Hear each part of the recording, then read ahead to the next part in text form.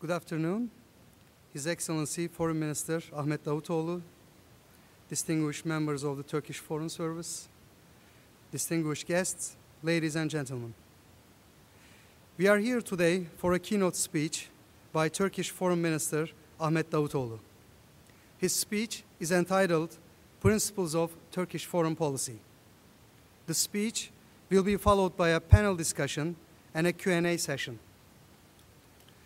Since its establishment, our organization, Foundation for Political, Economic and Social Research, SETA, has conducted extensive research and produced many studies and reports on Turkish foreign policy. It's a particular honor for us to host this event here in Washington. Professor Davutoglu taught political science and international relations for years at various international universities. Following the November 2002 elections, he was appointed as Chief Advisor to the Prime Minister and Ambassador at Large. He has served as the Foreign Minister in the successive Justice and Development Party government. Professor Davutoglu published several books and articles on foreign policy, which have been translated into several languages. Professor Davutoglu is known as the intellectual architect of the Justice and Development Party's foreign policy and has been influential in a number of major foreign policy developments. He is well known for his theoretical and conceptual contributions to Turkish foreign policy, which have been integrated into Turkish foreign policy as practical tools and strategies. Under the umbrella term, strategic depth, which is also the title of his now infamous book, he has formulated strategies such as zero problem with neighbors. These strategies are now integral parts of the Turkish foreign policy. Turkey's recent foreign policy initiatives have been characterized as proactive and rhythmic diplomacy. Thanks to the tireless efforts of the foreign minister to position Turkey as an honest and dynamic player in the world of international diplomacy. Please join me welcoming His Excellency Foreign Minister of Turkey, Dr. Ahmet Davutoglu.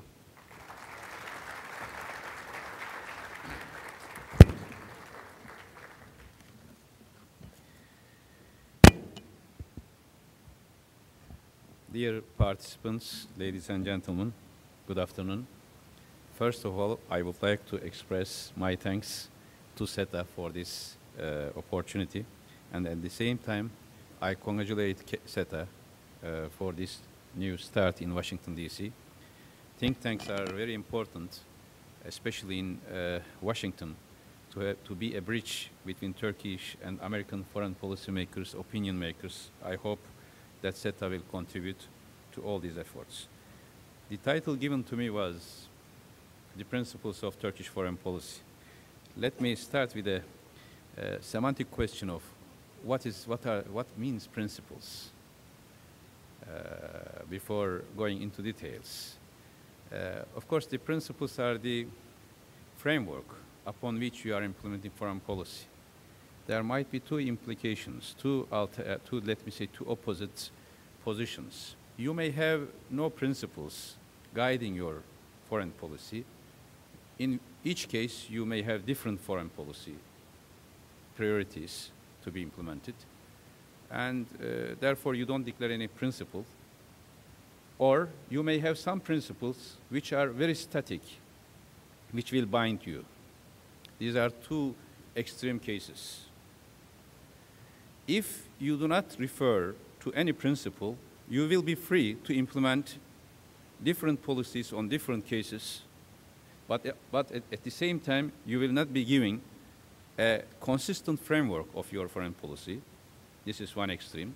Or you may identify certain principles which are very static, that after a while, those principles will be becoming an obstacle in front of your foreign policy implementation. So then how can we overcome these two extreme positions, consequence of these two extreme positions? To have certain principles which are dynamic, which are responsive to international context, which should be reinterpreted, revised, so that there will be no contrast between international context and the principles of your foreign policy. In this sense, the question becomes continuity and change. What aspects of your foreign policy are subjects of change? What are the permanent characteristics of your foreign policy? If you ignore continuity, there will be no sense of sequence, and there will be no tradition. But if you ignore change, that tradition will be such a framework that you will not adapt to the new international context. In these days, for example, there is a discussion on change of axis of Turkish foreign policy.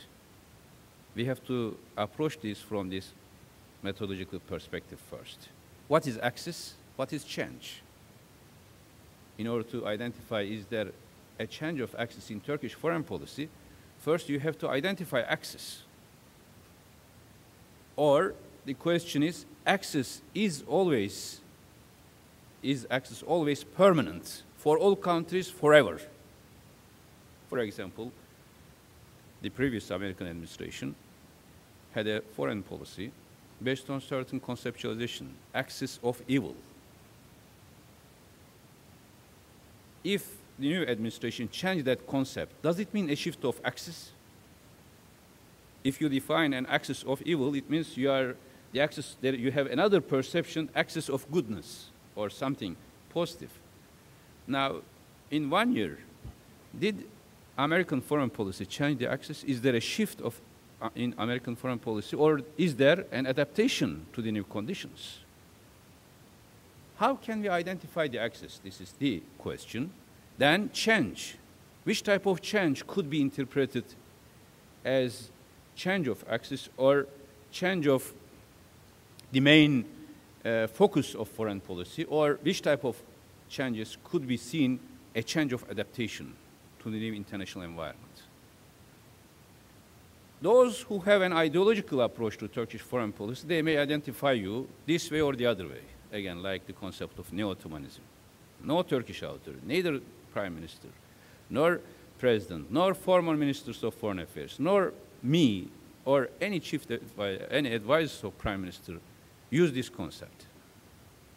But some are trying to identify. I respect, as an academician, I respect this, because conceptualization is part of academic life. Anybody is free to identify someone or a policy this way or the other way. This is part of, like before there was conception of neoconservative or others. This is, in academic life, it is free. But if you try to judge Turkish foreign policy based on that conceptualization, as if that conceptualization is an inherent part of foreign policy, this is not fair. Now, then the axis, if you look Turkish foreign policy, for example, what is the axis, if you ask me? Not as an intellectual first. What is the axis of Turkish foreign policy, or Turkish economy, or Turkish society, or Turkish politics? I would say there are two permanent characteristics, two permanent elements, not characteristics, elements of each and every society, which that society cannot change.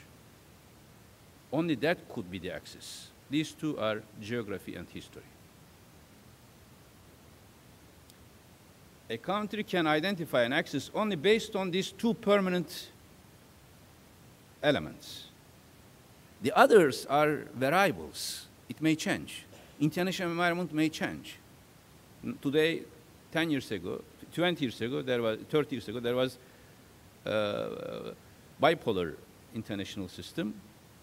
Now you cannot have, it has changed. So it was